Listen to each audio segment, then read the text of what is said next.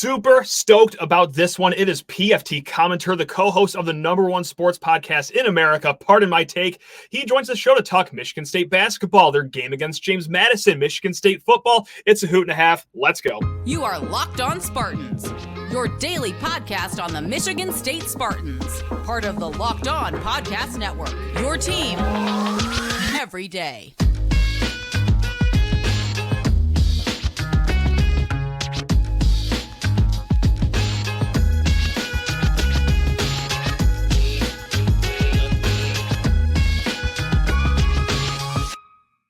This episode is brought to you by PrizePicks. Go to prizepicks.com/lockedoncollege and use code LOCKEDONCollege for a first deposit match up to $100. It's daily fantasy sports made easy. Spartan friends, Spartan family, Locked On Spartans listeners. Look, we all know why you're here. It's to hear from PFT Commenter of Pardon My Take. Yes, he joins today's show. I'm just as shocked as all of you are, but yeah, it was a great 20-minute conversation. We start with Michigan State basketball, and the whole reason for getting him on the show was to talk about his alma mater, James Madison, and their basketball team, and we sprinkle some football talk in there as well. And just like I said, you guys are here for PFT Commenter, so let's just get to him right now. Folks, Michigan State tips off their season against James Madison on Monday. So, of course, naturally, we had to get a former dog salesman, part-time virtual pilot, and full-time podcaster on Pardon My Take. You may or may not have heard about it. It's PFT Commenter. PFT, holy crap, you're here. This is amazing. How are you doing, man? You doing okay? Yeah, doing great. Well, physically not so good. Mentally, slightly better than I'm doing physically. But yeah, I'm doing all right. Ready for basketball season to start. I'm actually very excited about this season in college basketball, mostly because of the return of my good friend Rick Pitino.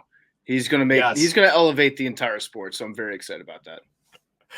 We'll get to talk about old Italian coaches here in a hot second, but first, just like we said, Monday, 8:30 p.m. Eastern time, and while you're enjoying a nice, fruitful football season over there at James Madison, we are going to talk shooty hoops here.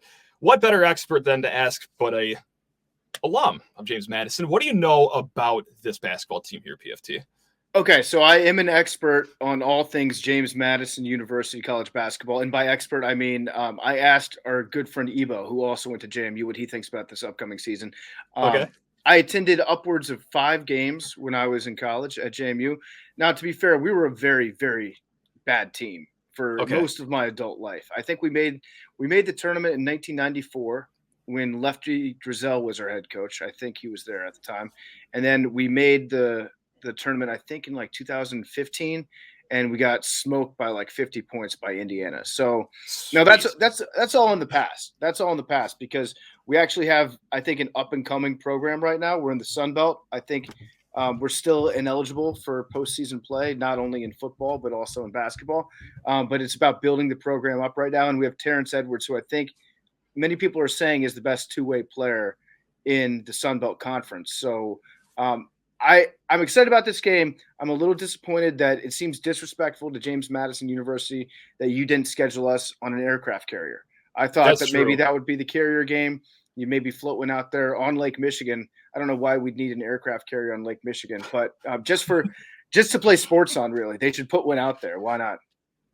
Maybe there's going to be another Chinese spy balloon that flies over Lake Michigan. I don't know. You never know. But so between the disrespect of not making this an aircraft carrier game and also you guys don't have any postseason eligibility, is this Monday night your essential March Madness? I mean, is this it? Are you guys starting off with all the marbles on the table here? This is our Super Bowl. Yeah, absolutely. 100%. We had a big game a couple years ago. We beat UVA at home. That was our Super Bowl that year. But yeah, if we cover the spread against Michigan State, I'm going to consider that a postseason win for us. Yeah. Why wouldn't you print the t-shirts? Let's get it popping. So let's talk about just, you mentioned Rick Pitino, but hey, there's another older coach around these parts, Tom Izzo, and you guys have had some takes on him or squatting on takes. You go back and forth with this. Tom Izzo overrated, but I just went back and listened to your post-game episode from their win over Marquette, where you say he's actually underrated because he's got so overrated. I'm getting a little dizzy right now just saying all this, but like, Where does Tom Izzo sit with you just mentally? That is the take game, man. I'm telling you, like it's so funny how sports media does it. So back in I think it was 2016 or 2017, I just decided I was going to be the first person to say that he was overrated for no reason other than to be the first one to say it. Sure. And yeah, that's what we call squatting on a take. It's like, I don't believe this now, but I want to say it. And then eventually, if I wait long enough, I'll be right about it. And then everyone started to catch up to the Tom Izzo overrated take. And then you got to switch back on him and be like, no.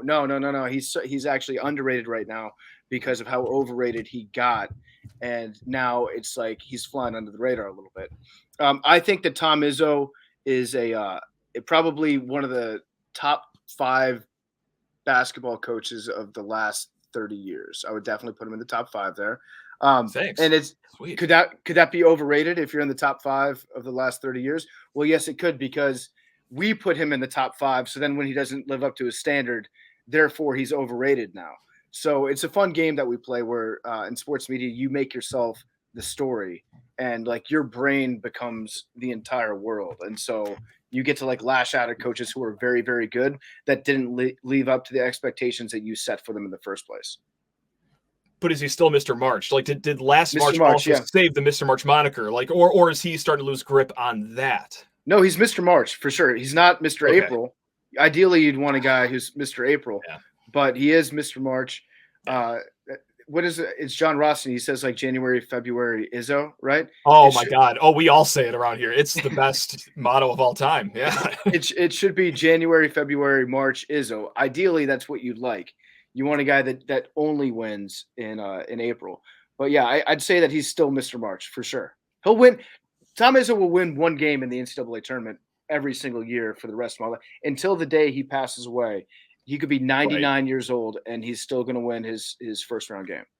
That's probably how long he's going to be on the bench for too. So he's got like that Supreme Court justice sentence here. He ain't leaving until he's kicked the bucket here. But yeah, I actually think I think that Jim Boeheim is going to. So Boeheim is transitioning into his career in media. I think if there's one guy that's cut out for media, it's definitely Jim Boeheim.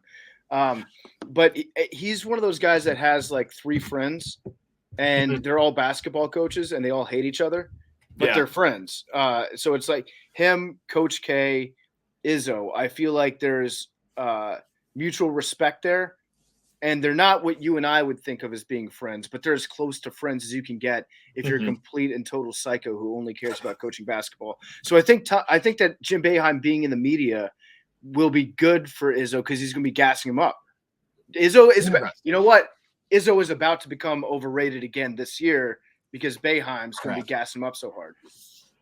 It's that and like the top 5 preseason ranking as well. So with those two combined, with the forces of Jim Boeheim, what the AP voters think of Michigan State, what does Michigan State have to do this year to meet expectations and have Izzo not in the overrated camp by the end of the season? Is it a Final Four? Is it more than that? Or is it just a few March Madness games and some quippy little quotes during the season?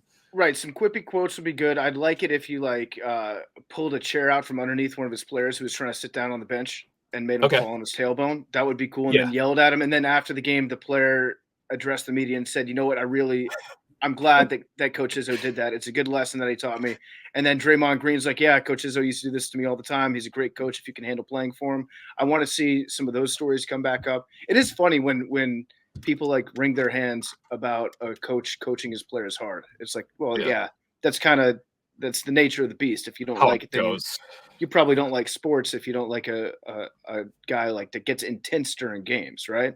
But for Izzo himself, I would say it's very easy. He needs to win 2 games in the tournament, and he needs to he needs to win 3 games, but he has to cover all 3 of them. He has to cover the spread in the tournament, and then we'll be like, oh my God, Tom Izzo is a god. Perfect. It's essentially a bribe. It's like if he wins me money, then I'm going to like him. I like that a lot. Yeah. That's perfect. Okay, there we go. Plenty more to come with Mr. Commenter, but first need to talk your ear off about Athletic Brewing Company, because now is your game changer of the week, brought to you by Athletic Brewing Company. Much like all of you on Twitter that tweeted at PFT Commenter that, hey, join Locked On Spartans, go on the show, do it, man. You guys are the game changer of the week, just like Athletic Brewing has completely changed the non-alcoholic beer game. They make non-alcoholic beers that actually taste good. Now, whether it's game day coming up or, hey, the post game where, oh my God, you could really use a stiff one after that, well, go for Athletic Brewing Company, because these are some of the best tasting beers that you will have. We have the IPA in our fridge almost constantly. And the best part with Athletic Brewing Company is, like I said, non-alcoholic. So you are waking up the next morning after putting a few back, or even just one in your old age like me. Sometimes that could sideline you, but not with Athletic. You wake up, no hangovers whatsoever. You are feeling like $1,000,000 after a night or a day with Athletic Brewing. First-time customers can also use code LOCKEDON at athleticbrewing.com for 15% off of your first online order. Again, that is code LOCKEDON at checkout for 15% off at athleticbrewing.com. Near beer, exclusions, and conditions apply. Athletic Brewing Company, fit for all times. Also need to talk your ear off about eBay Motors, the best in the game. Passion, drive, and patience. What brings home the winning trophy is also what keeps your ride or die alive. eBay Motors has everything you need to maintain your vehicle and level it to peak performance, from superchargers, roof racks, exhaust kits, LED headlights, and more. Whether you're into speed, power, or style, or some combination of the three, eBay Motors has got you covered. With over 122 million parts for your number one ride or die, you'll always find exactly what you are looking for. And with eBay Guaranteed Fit, your part is guaranteed to fit your ride every time, or it's your money back. Because with eBay Motors, you are burning rubber, not cash. With all the parts you need at prices you want, it's easy to turn your car into the MVP and bring home that win. Keep your ride or die alive at ebaymotors.com. Eligible items only. Exclusions apply. eBay Guaranteed Fit, only available to U.S. customers. Do you mind talking football here for a little bit? I know we had you on to talk a little bit of shooty hoops here, but let's just move on to football, because, like, look, PFT, I hate to, such an esteemed guest to, like, somewhat bring up bad times here, but your Washington Commanders, sometimes seasons don't go great. Over here in East Lansing, things aren't great, man. Things are actually pretty horrible. What advice do you have for state fans like us that still have 3 games left on this season, because it's not like we're looking forward to draft picks or anything like that. Yeah. Like, we're in the middle of a coaching search, which is fun, but is that all we can hang our hat on, or is there something else that we can, like, use as our guiding light here? Well, I mean, you can always blame the University of Michigan. That's a very easy thing for you to do. It's just be we would be the best team in the Big Ten if it wasn't for Jim Harbaugh and Connor Stalions videotaping all our practices. That's an easy thing you can go to. Also, we have some common ground. So what I've done is I found that it takes a little bit of the sting off if I set tweet alerts and notifications for Magic Johnson. So he is the partial owner of the Commanders. He's a legend of your program. Just like don't watch the games, get your results from Magic afterwards. And in his tweets, he'll be like, oh, unfortunately my team, the Washington Commanders, lost by 20 to the New England Patriots. That's not going to work. It's hard to beat the New England Patriots when you can't score more than 17 points. That's what I'm fully expecting to get from Magic on Monday. He'll probably fire up his Twitter and keep you updated on everything that goes on with your football team as well. So it's easier reading the box score from Magic Johnson than it is actually watching the games and feeling the sting and feeling like a loser for getting. The worst is, we talked about this in part of my take, but the worst is, like, every Sunday morning I wake up and I put on my Washington Commanders hat and I put on my Washington Commanders shirt, and I look myself in the mirror and I'm like, well, looks like I'm just going to be a loser again today, but it's something that I got to do. So same thing, like on game day, it's got to be tough. If you have a bad football team in college, like getting dressed up, going to the tailgate, it's like you feel bad about yourself from the get-go. You just got to embrace every moment. You know what? We're getting to watch football in the fall. We don't care if we're in, like, if we fast forward to June, I would kill for a full Sunday of football, regardless of whether or not my team is going to lose, win, or just get, like, utterly embarrassed by a divisional foe. So you got to remind yourself of that perspective. But yeah, I'd say the best advice is just letting Magic tell you what the score was. You just described my Sunday mornings to a T for the last however many weeks. It's been 7 weeks that we've been on this losing streak for. Yeah, but again, in the middle of May, I will be begging for another. Hey, I'd love to watch Iowa beat us like 16-8 or whatever. Yeah. Let me get some advice from you, by the way, because I'm going to go to the Iowa Northwestern game on Saturday. Lovely. At Wrigley Field. The over-under is 29.5. I feel like I have to bet the over on this game, like a personal challenge. I was having a conversation with a buddy earlier today, and that's where I'm at as well. It's like it's cute, it's fun to bet like the under of this historical total, but like no teams can possibly be that bad, right? Like even with Iowa and their backup quarterback, their best tight ends, that like it can't possibly go lower than like 17-14, right? I feel like Northwestern can score some points too, and I mean that's like a relative term. I feel like Northwestern is capable of scoring 17 points in a football game. Right. I don't think that's like outlandish for me to say that. And I'm going to be cheering my ass off. I might just wear a shirt to the game that just says points. Like just make it very clear to everybody I want some points. Can I cuss? Well, sure. Yeah, it's fine. I got editing software. It's all good. Okay, my bad. I want some F wording points. There we go. We'll edit all that out. That's perfect. Excellent. Yeah. No, but I need some advice for you now too, because look, we've been talking up and down about this coaching search that Michigan State has been in for what seems like 5 months now. And we talk all the time about Urban Meyer. You know, that's the hot name. I actually have a buzzer on my ankle that zaps me whenever I go 2 hours without talking about Urban Meyer here. So what's your thought on Urban? You think Urban Meyer and Michigan State is a match made in heaven, or is there another candidate that you think we should have our eyes on? Or is it just Curt Cignetti, your 62-year-old head coach over at James Madison that we could pride? No, I know. He's too old, which makes it perfect for you guys. Like, he's 62. He's going to be there forever. I mean, so I would love to believe that you're right in that. I actually did get triggered when you just said like maybe Michigan State could get him. He would be a great hire. And I do think that he's going to get poached by West Virginia. That's my theory. Interesting. So okay. His dad coached at West Virginia, was a very successful coach there. He's got a lot of ties to the area. It seems like if he's going to leave JMU, which I mean, there will be Power 5 schools that try to hire him because he's won at every level. He's a Nick Saban disciple. He's actually very similar to Nick Saban in a lot of ways, like complete football psycho. Yeah. Doesn't really seem like he ever has fun until, right after they win, he'll allow himself 30 seconds of fun. And then it's back to thinking about like next week watching film. He's a great coach, and any Power 5 school, I think, with an opening would be very, very lucky to get him. But I think that he's probably going to end up in West Virginia, and that's going to break my heart because we're going to get his best years at James Madison without being eligible for any sort of postseason bowl game experience or anything like that. So that's going to be a bummer. Maybe we can keep him. I'm not sure. But yeah, what was the question? You triggered me when you said that you were going to hire. No, you're fine. That was unfair on my part. Urban Meyer, though, like, is that, I mean, and someone else that we just had on, his name's John Johnson of Core Nation. Great interview, but he said that we're going through our Urban Meyer phase right now because every team that needs a coach goes through this phase once in a while. And I want to talk myself into it not being a phase, but like, let's say it was reality. Good idea to bring back old Uncle Urban here to college football in East Lansing.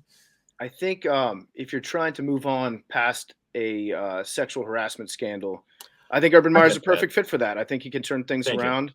Maybe not turn them around, but maybe like he'll confront things head on. And what was his keys to like a successful college football program? It was like integrity, honesty, accountability. Right, I mean, he's gonna win some games wherever he goes next if another school hires him. But Urban Meyer, you got to be very careful with Urban because he would win games and then he would either do something ridiculous or he would actually probably strangle Connor Stalions. If Connor Stalions showed up on a sideline that he was at, I think Urban Meyer would try to have him killed, which is maybe a good thing. Or you could just hire Connor Stalions. That guy needs his own program. That guy, okay, say what you want about what Michigan's doing. Number one, I'm not surprised at all. Okay. You could not shock me with anything about the lengths to which Coach Harbaugh would go to win football games. And I like Coach Harbaugh. I think he's like a unique dude. He is one of a kind. He's the kind of guy that makes college sports like interesting and fun to watch and talk about. He could not do anything that would surprise me in terms of like spying on people, sabotage. He looks at this. That is his life. But Connor Stalions as a person, he is committed. He's focused. Yes. He gets things done, and he's obviously very, very organized. I mean, he's got a 500-page manifesto, and we talked about this earlier, but we should thank our lucky stars that Connor Stalions is a college football fan and did not devote all this energy he had to like anything else. There's a lot of bad stuff that Connor Stalions could have found himself involved in, but he's at least writing a manifesto about winning college football games and not about like eco-fascism. This guy's basically the Unabomber if he cared about sports. So I mean, watching him show up on the sidelines, sneaking onto sidelines, videotaping people with his sunglasses allegedly, going to all these games, decoding signals, having printouts of what all the signals look like, and he got results. Like, you can say a lot of things about Connor Stalions, but he is very effective and efficient in the way that he operates. He is, and there's only two knocks against him. One is that he leaves too easy of a paper trail, clearly, as all this is coming out. And number two, his negotiation skills suck. Only $55,000. Like, $55,000 is still a good salary, but for what he was doing, like, he should have had quadruple that. Like, we got to get him an agent or something, because $55K was a steal for Michigan. So that's the two knocks I have on him. I agree. So, I think his long plan was to eventually become the Michigan head coach. He had like this career mapped out for himself. So he wanted to talk about like working his way up from being an unpaid assistant to $50,000 a year. The return on investment on Connor Stalions for the University of Michigan is amazing. Yeah, it's amazing. Right. And I'm sorry, I know we're going over 15 minutes here, but I have one more question here. And this is just selfishly about us State fans. But with Connor Stalions, this whole saga going on in Michigan, despite a season that is not going well for Michigan State, is this still like almost a best case scenario, seeing our rival march their way to a national championship game? But look, this investigation is going to wrap up in 2029. We already know this, but like, we have the right to just say the word asterisk whenever it's brought up to us. Like, we're bulletproof in all this. Like, this is kind of fun. Unless I'm reading this wrong. No, it is good in a sick, twisted way. I love it when the Dallas Cowboys lose in playoffs. That's incredible for me. Like, if my Commanders are going to stink, then I want my rivals to do something that's even more embarrassing. So, I think you are kind of in a good position where if Michigan, if you don't want them to win the championship, I think that you could say asterisk to everything. You don't want to give them that joy, because what will happen, I work around a lot of Michigan men. They'll just say like they hate us because they ain't us. They're out to get us. They'll roll that playbook out. And you don't want them to be able to walk around puffing their chest out for a while. But you do have to enjoy how ridiculous this scandal is. And at the end of the day, you can say, we're not Michigan. We're Michigan State. We don't tolerate that sort of thing. You can act like you're morally superior to them. And that's going to be your own personal college football playoff this year. Especially when Urban Meyer doesn't come here. We can say, we didn't want him anyway because we have integrity. This is setting up nice, despite just every building around us burning down. This is you could say dodged a bullet. Dodged a bullet with Urban Meyer. Dodged a bullet because we have ethics over here. That's right. Well, PFT, this has been amazing. We've been really blessed to have some great guests in the past year, but I got to say, like, this is at the very top for me, not to butter you up at the end of this interview. I guess I should have done this before we started recording, but man, this has been awesome. And usually I ask guests if they want to plug anything, but it seems kind of ridiculous because you guys have the Number One Sports podcast. But hey, anything you want to plug, Mr. Commenter? I'd like to plug Locked On Spartans podcast. Wow, let's go. Download, subscribe, leave a 5-star review for it. Great podcast. The only place I ever go for my Spartans coverage is Locked On Spartans. If you don't think I'm not clipping that and then tweeting that out every hour for the next month, you're out of your mind. But no, really, truly, thank you so much. Appreciate it. Gang, we'll be back. We'll be talking a little bit more about this game on Monday here in a hot second. Huge thanks, obviously, to PFT Commenter for hopping on, but also I want to reiterate all of you guys as well, especially the ones on Twitter. Like, look, I just threw an invite out to PFT, who has 1 million followers on Twitter, with a 0.001% chance that he would even see it. But you guys keep bringing it up, tagging him and all that. I don't know if it made a difference. I like to think that it did, but yeah, you guys are awesome. So really do appreciate all your support as usual. That was a special interview for me. I listen to these guys constantly, so that was a really cool conversation to have. We're going to get into the mix here with Monday's game in a hot second, but first need to talk your ears off about PrizePicks, the leader in daily fantasy sports. Now, we've been talking up and down about PrizePicks for the last few weeks here because, hey, not only are they just a great partner of this show, but it's a lot of fun to play, gang. If you don't know how to play PrizePicks, let me just give you the simple breakdown. Take some NHL players, some NBA players, some NFL players. You can mix and match, put a few from each sport on one card. You look at their projected stats. You guess, well, are they going to go over that number or under that number? String enough together and you can multiply your money times 25. It is truly that simple. Sometimes I'll just crash on the couch, make my picks in about 51 seconds, and then bada boom, bada bing, I can turn $5 into $50. It's really keeping you glued to games that you otherwise don't even care about, quite frankly. So it is a game changer for sports watching. Also, they want to be a game changer as well because they want to keep you winning right off the bat. Go to prizepicks.com/lockedoncollege and use code lockedoncollege for a first deposit match up to $100. Again, go to prizepicks.com/lockedoncollege and use code lockedoncollege for a first deposit match up to $100. That's PrizePicks, daily fantasy sports made easy. And let's get a little more into the game here on Monday. I know a few days away, depending on when you listen to this, but let's just let this be our game preview here. And we did talk about it a little bit, obviously, with PFT Commenter, but let's get a little more into the nitty-gritty about these Dukes. Now, Bart Torvik, that's right. If there's a Locked On Spartans drinking game, it's drink every time I mention BartTorvik.com during the basketball season because they are essentially our Bible for all things simple stats or advanced analytics. Bart Torvik is a great website, but what are they expecting on Monday night? Let's just get this out of the way right now. They are expecting a Michigan State victory, 81-67. So the projected spread being about 14.5 points, if that's something you're interested in. But yes, that is the expected victory for Michigan State. Now, a little bit about James Madison. They are replacing 3 of their top 4 scorers from last year. And offensive efficiency expected to be in the top 100. They don't take a lot of three-pointers. They do like to play fast. More on that later. But like I just said, 3 of their 4 scorers have to be replaced. Now that's 2, 3, and 4. They are returning their number 1 guy from last year. This is a guy already mentioned in this episode. It is Terrence Edwards. And no, PFT was not doing a bit when he said that this is probably the best two-way player in the Sun Belt. No, Terrence Edwards is the real deal. This guy, 6'6", plays guard, wing. He just plays basketball. A little bit of positionless action for him.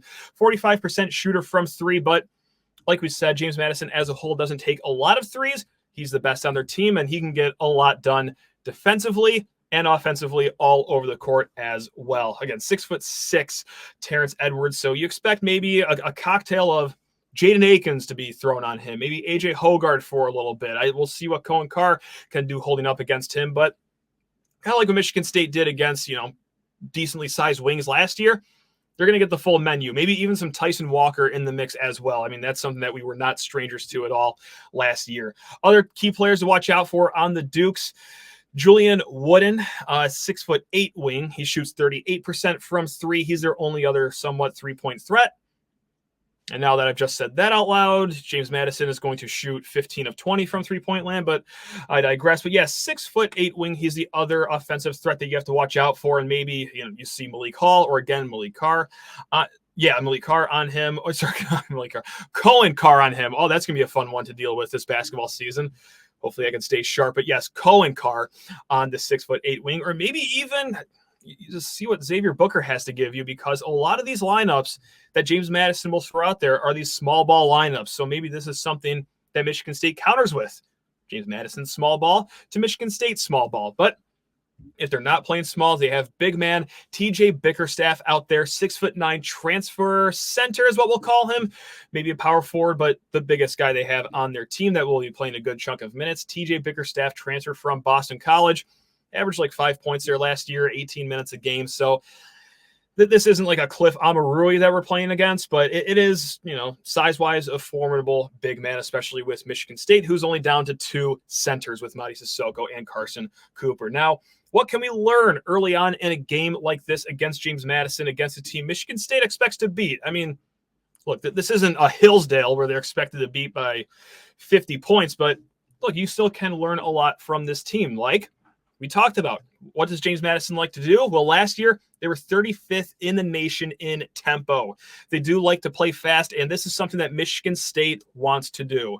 And no, that's not just me just spewing that off randomly. That is something that Tom Izzo has talked about, especially after the Hillsdale game, that He wants Michigan State running up and down the court some more, and that's for a few reasons. One, that's where Michigan State has found a lot of success under Tom Izzo. But two, more importantly, unlike last year where you have a very, very short roster, and I don't mean height-wise, I mean just actual bodies you could play-wise, Michigan State has a surplus of guys they could throw on the court here. So let's do some hockey shifts. Let's burn off those legs. Let's go up and down until you can't do it anymore. And, well, James Madison is going to be a team that absolutely mirrors that, if it's going to be anywhere close to what they were last year. And with that, it will be interesting to see how the freshmen hold up. And that goes back to the Hillsdale game, the post game, where Tom Izzo said that, just to point one out, Xavier Booker, he was dying at the end of warmups. So, yes, the college game, a little different than the high school game, the AAU circuit. So it'll be interesting to see how Cohen Carr does, Jeremy Fears, Xavier Booker, Garrick Normand in this up and down game it could possibly turn into. And also something within the running game, the fast break game. How does Michigan State look without Joey Hauser being your pop-out three-point guy as well? I mean, that's something he made a knack of.